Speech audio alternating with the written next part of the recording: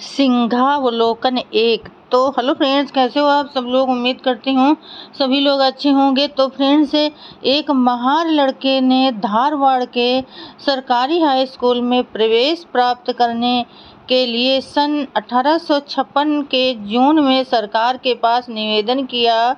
उस समय बम्बई सरकार ने उसको प्रवेश दिया जाए या नहीं, इसके बारे में लंदन के बोर्ड ऑफ डायरेक्टर्स के साथ पत्र व्यवहार किया और उससे हल क्या निकला। बोर्ड ऑफ डायरेक्टर्स ने निर्णय लिया कि इस महान लड़के को यदि प्रवेश दिया गया तो उच्च वर्ग के बच्चों के संरक्षण और माँ बाप ये समझकर अपने बच्चों को स्कूल से निकाल लेंगे कि धारवाड़ का हाई स्कूल भ्रष्ट हो गया है।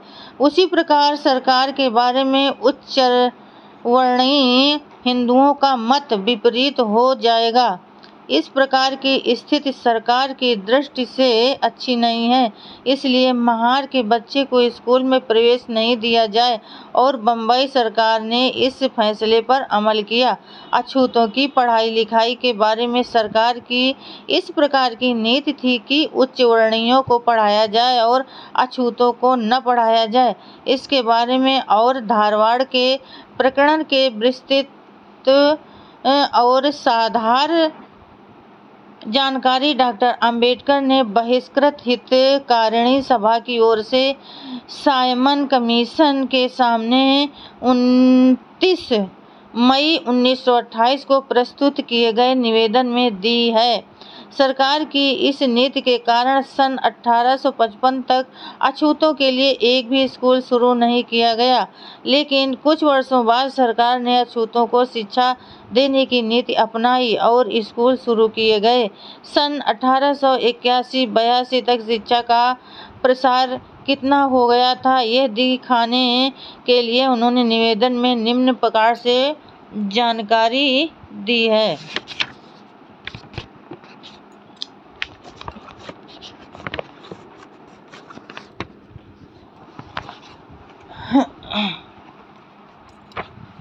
सभी अंग्रेज लोगों की ये इच्छा थी कि भारत में ईसाई धर्म का प्रचार होना चाहिए और इसके लिए वे जी जान से कोशिश कर रहे थे।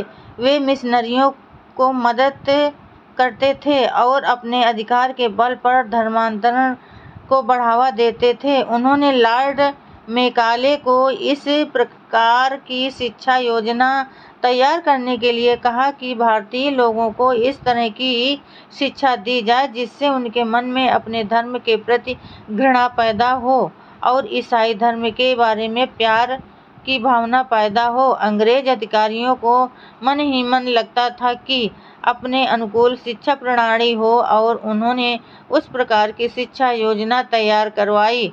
लॉर्ड मैकाले ने 12 अक्टूबर 1836 को कलकत्ता से अपनी मां को एक पत्र लिखा था।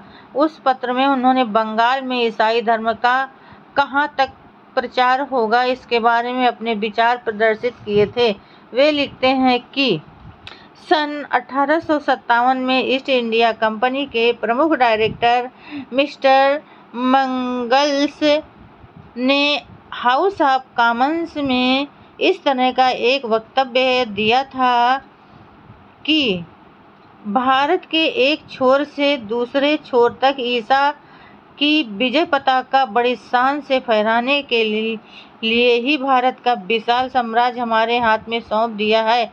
इसलिए संपूर्ण भारतवर्ष ईसामय करने के इस महान कार्य में किसी भी प्रकार की कमजोरी दिखाने की बजाय हर किसी को हर तरह का प्रयास करना जरूरी है।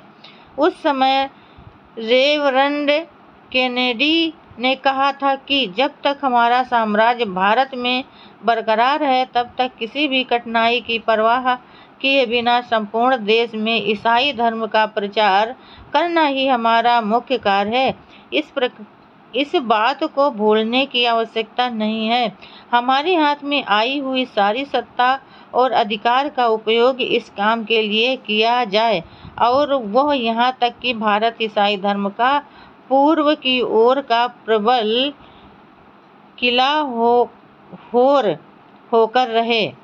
मिशनरी, ईसाई धर्मगुरु आदि को जो वेतन मिलता था वो सरकारी खजाने में ही मिलता था।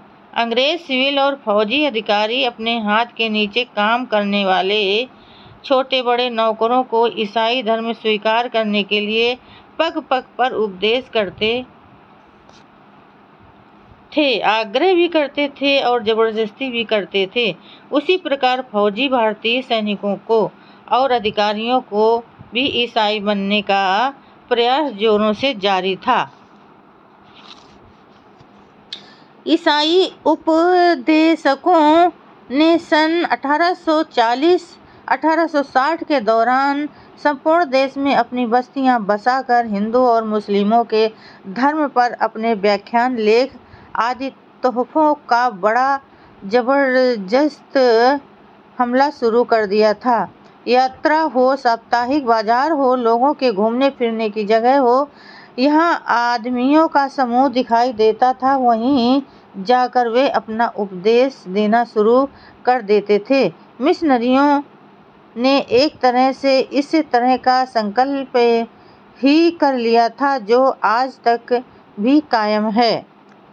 महाराष्ट्र के बारे में ही कहना हो तो ये कहा जा सकता है कि मराठी भाषा के महत्वपूर्ण समाचार पत्र सबसे पहले मिशनरियों ने ही शुरू किए। लोगों के मन में धर्म का विचार फैलाने के लिए हिंदुओं के त्योहार, मूर्ति पूजा आदि विषयों पर निबंध लिखने के लिए लोगों को प्रेरित कर लिखने वालों को मिशनरियों के मंडल के द्वारा पुरस्कार दिए गए और उसका लाभ लेने के लिए कई युवा लेखक आगे आए।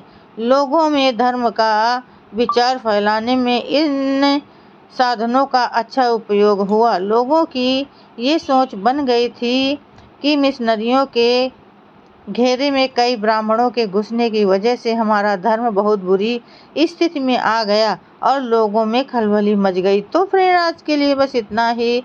कल फिर मिलेंगे अगले नए वीडियो के साथ। तब तक के लिए फ्रेंड, जय भीम, नमो बुद्धाय।